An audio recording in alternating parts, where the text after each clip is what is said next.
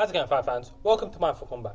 If you're new to the channel, my name's Rohan, and this is my platform where I do MMA and boxing related content. If you're new here, why don't you help me grow my small little platform? All you have to do is subscribe to the channel, like the video if you like it, maybe hit that bell icon so you're updated every time I upload a video, and then maybe get involved in the conversation in the comment section below. Anyways, with that said, this is a fight that I'm really looking forward to break down, and that's the upcoming light heavyweight rematch between Corey Anderson and Jan Blachowicz. That's a very interesting fight. Because since the first fight, which Corey Anderson won, by the way, they have both grown in so many different ways. They've both polished out their all-round game, and they've both put themselves in a position where this is essentially a #1 contenders fight. And I'm confident the winner of this will be fighting the winner of John Jones and Dominic Reyes next. Now, I said the winner of that because at the point of recording this, the fight hasn't happened yet. That fight's happening tonight, so forgive me for that one. Anyways, with that said, let's get into talking about the fight. It's very interesting because Corey Anderson, who's won 4 fights in a row, just got a huge feather in his cap by taking out the streaking and surging Johnny Walker in what was an exceptional first round knockout. It was a result that none of us was expecting, myself included, especially where Corey Anderson hadn't really shown that finishing ability on the feet, but he's really demonstrated just how far his game's come along.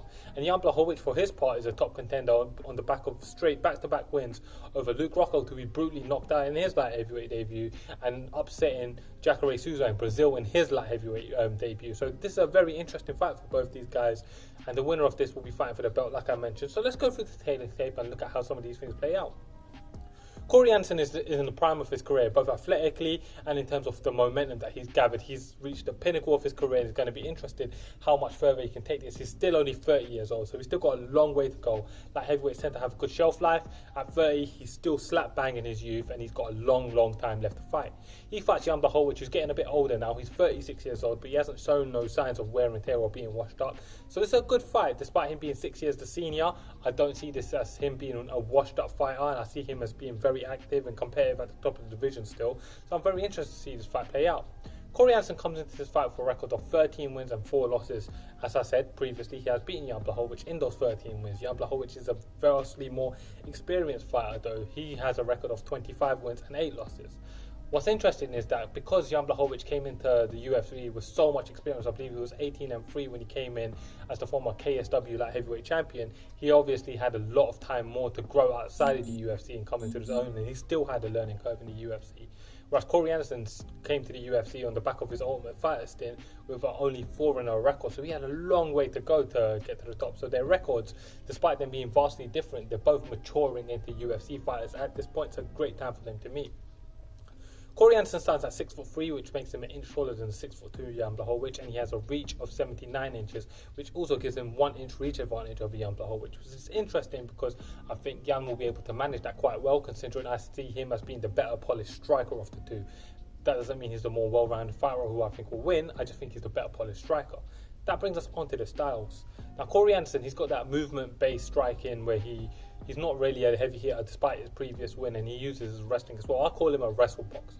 He's got good movement, he fights well, he moves well, he's very talented, and he likes to rely on his circular movement to set up his combinations, and then he'll use his combinations to hide in his wrestling chain, link the chain of his striking to his wrestling, and he does that really well. And he fights Jan Blachowicz, who has got great kicks, great stand-up, great boxing, carries good power in both his punches and his kicks. He took out Latifi with that body kick. He's a good talented fighter, and actually he's got a well-rounded game, and he's actually proved that he can wrestle as well recently, so I'm very interested in seeing this one play out.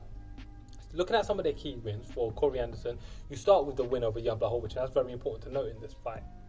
And then more recently, he's beaten the likes of Glover Teixeira, Latifi, like I mentioned, Johnny Walker. He's also had fights with the likes of Shogun Rua and so on.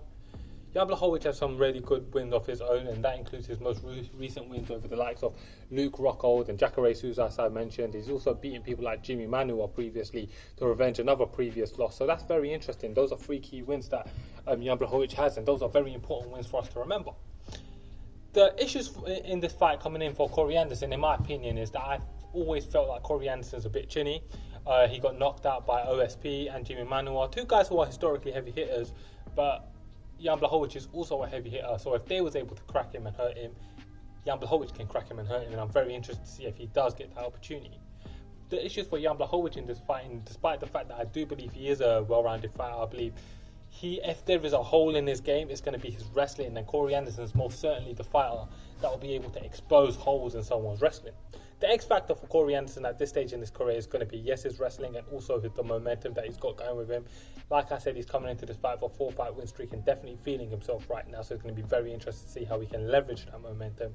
And for Jan Blachowicz, his X factor is going to be his boxing and the power he carries in his hands. Let's get into my prediction.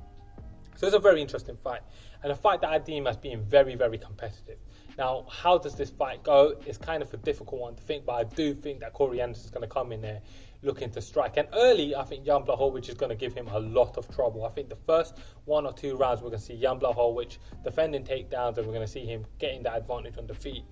The problem that Jan's going to have in this fight is that this is a 5-round fight, and I believe that Corey Anderson is a much more supremely conditioned athlete. And actually, if we're talking X factors, I should go back to that really.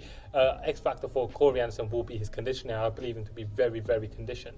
I believe as the fight wears on that Corey Anderson is going to start to land his combinations a bit more, which he may have some success with early, but I believe that Jan will be able to negate that in the first 2 rounds.